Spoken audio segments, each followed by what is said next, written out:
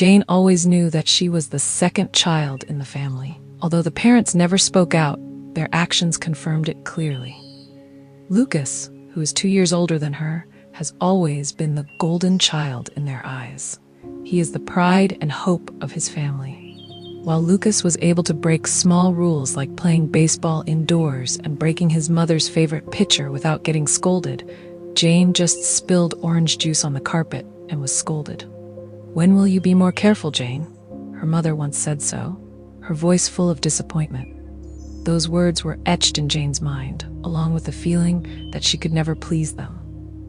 While Lucas was praised for focusing on sports, Jane had to work hard to get an A+, but still didn't get notice. Her excellent scores are often forgotten on the kitchen table, obscured by Lucas's fast food menu or football schedule. The only person who truly recognized and cherished Jane was her grandmother, Margaret. Her house was just a few streets away, and it had always been Jane's safe haven. Although she loved Lucas, that didn't mean she ignored Jane. She was the only one who complimented her drawings, asked her about the competitions she participated in, and always remembered her birthday, something her parents often forgot. Jane still remembers her 10th birthday. She sat at the breakfast table, waiting for a congratulatory message from her parents, but they were too busy. His mother helped Lucas complete the scientific project, and his father buried his head in the newspaper. When Jane reminded him, he just looked up, awkwardly said, "Oh yes, happy birthday," and promised to buy gifts when they stopped by the mall, a promise that was never fulfilled. Only my grandmother was the only one who remembered. She came with a small cupcake and a simple gift. "Blow out the candles, baby," she said, her eyes tender. In that moment, Jane felt that she was really important. It went on like this for years. Jane learned to tolerate the lack of interest on her own, focus on her studies, and join academic clubs to create her own value. But no matter how hard she tried, she still felt like she was just a shadow in the family. That all changed when Margaret's grandmother fell ill. Jane was 14 at the time, spending every afternoon sitting at her bedside at the hospital, doing her homework while she rested. Lucas, although he also visits, but only occasionally because he is busy practicing football. One day, she called the whole family to the bedside. In a weak but determined voice, she held Jane's father's hand and said, "Promise me, the inheritance will go to both Lucas and Jane so that they both have the opportunity to go to college." Her father nodded, seriously promising in front of the whole family. Jane looked at her, and there was hope in her heart that she would finally be treated fairly. But she didn't expect that promise would become the source of the deepest betrayal of her life. After her grandmother Margaret died, Jane became even more determined in her studies to fulfill her wishes. Classes that lasted into the night, essays and projects exhausted her, but Jane didn't stop. She thought of her father's promise in front of her hospital bed and hoped that her efforts would pay off. However, her family's interest in her has not changed. Parents still put all their attention on Lucas, who is praised for every little thing, from football games to mediocre tests. Meanwhile, Jane's outstanding achievements, from first place in state science competitions to academic excellence, have not received a single congratulation. Her certificates and medals were often thrown on the table or sunk under her father's messy pile of papers. One day, Jane overheard her parents talking in the living room. "We're going to spend the rest of the money on vacation," she said, her voice excited. Father only nodded. "Lucas still needs more support for tuition fees in Preston. This vacation is also necessary." Jane was stunned. The money they were talking about was nothing but his grandmother's inheritance, money that his father had promised to use for both Lucas and her. Jane confronts her parents over dinner. She mustered up the courage to put her acceptance letter to Blackwood University on her desk, where she had been admitted on the condition that she pay high tuition fees. "I've been accepted into Blackwood," she said, trying to keep her voice calm. "I need your inheritance money to pay for tuition." The silence in the dining room lasted longer than necessary. Finally, Dad put down his chopsticks, glancing at Mom before answering. "We don't have money for that, Jane. It was all spent on Lucas and the family vacation." "But I promised you," Jane said, her voice trembling. "I told the whole family that the money would go to both of us." Dad just shrugged his shoulders. not looking her in the eye. "People are dying, Jane." Father only said that to reassure her mother. "Lucas needs more money than you do." Anger flared up in Jane's heart. "You also deserve to go to college. This is not just money, but also a promise, a fairness." Her mother interjected, her voice cold. "Jane, if you're not satisfied with the way we decided, take care of it yourself. I'm 18 years old." Not only did they refuse to help, but they also decided to kick Jane out of the house that night. Her mother even stood guard as she packed her things, as if Jane were a stranger.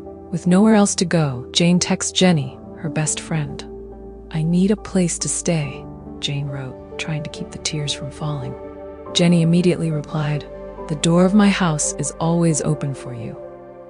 With suitcases in hand and a heart full of hurt, Jane left the house, not only from a roof, but also from the hope of a family that had once loved her. But she decided that, even without any support, she would build her own life from the pieces. After being kicked out of the house by her parents, Jane had no time to be sad or regretful.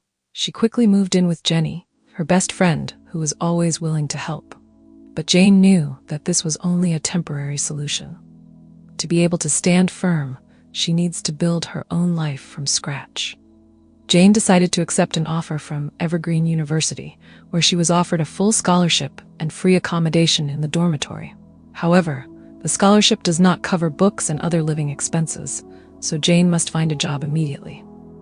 She applied for a part-time job at the Sunnyside Cafe, where she learned how to make coffee, serve customers, and save every penny from tips. The first days were very difficult. Jane's schedule is packed with shifts, class hours, and assignments. She often worked until late at night, then went back to the dormitory to study until morning. But Jane didn't complain.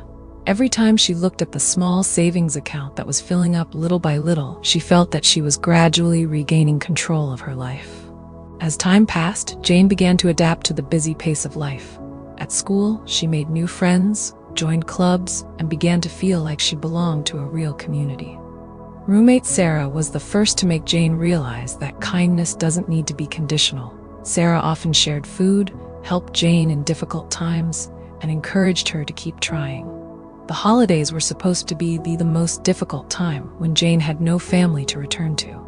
But Jenny and her family don't let Jane suffer loneliness. For the first time, Jane experiences a Christmas dinner filled with true love. No criticism, no comparison. Jenny's dad, Mr. Peterson, even pulled Jane to a corner after dinner to talk. "Jane, I can see your efforts," he said. "When I graduate, if I want to, I'll always have a place at my family's company." That offer became a great motivation for Jane for the rest of her school years. She graduated with the highest grade in her class and took a job at Peterson Technologies shortly thereafter. This was the first turning point in her journey to prove her worth. Not to her parents, but to herself. Once she was financially stable, Jane moved into a small apartment, gradually building an independent and happy life. But just as she began to enjoy her achievements, an unexpected event occurred. Jane bought her first apartment and shared the joy on social media. This attracted the attention of her parents, who had abandoned her during the most difficult time. They began to seek contact with Jane, marking their unexpected return to her life.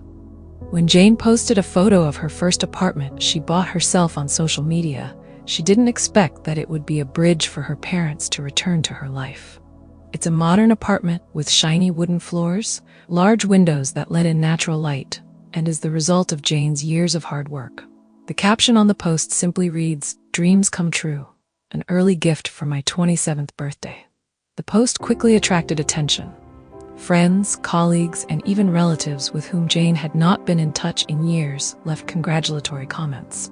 Among them, no one was more surprised when Jane received a call from her mother, the first time in nearly a decade. "Irene, baby!" Her mother cried over the phone, her voice so sweet that it made Jane shudder. "I just saw your post. My new apartment is amazing, and I suddenly remembered my birthday was coming. Why don't we have a family party at home?" Jane almost laughed. After years of being forgotten, now that she has a luxurious apartment and a stable career, her parents suddenly remember her. She felt the calculation in her mother's voice, not love but concern for her success. However, Jane decided to join the party. Not because she wanted to reconcile, but because she wanted to face them. She wanted to clarify the truth herself.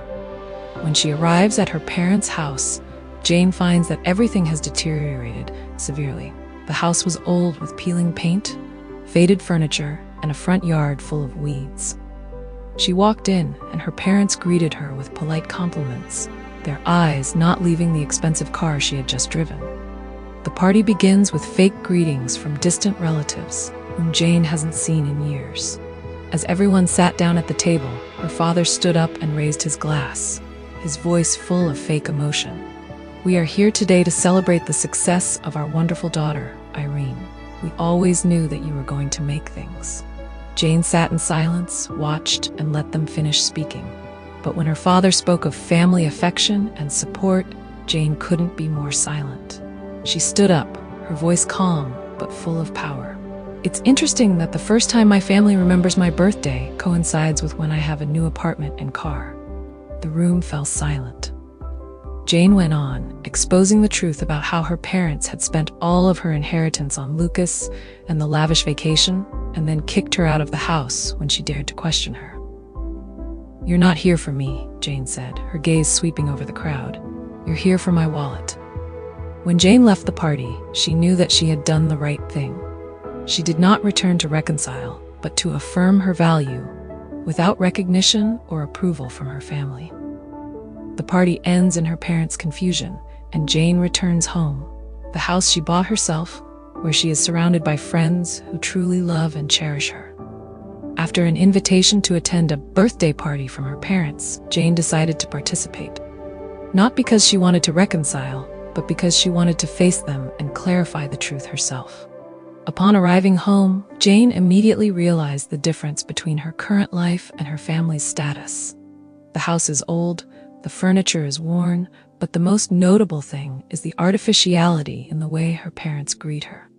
Her mother rushed to the door, hugging her in a calculating tone. "Irene, you look great. Is this car yours? Wow, you're doing a great job."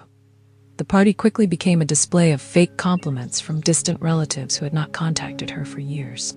Her father stood up and raised his glass, his voice full of emotion. "We are here today to celebrate the success of Irene, our wonderful daughter.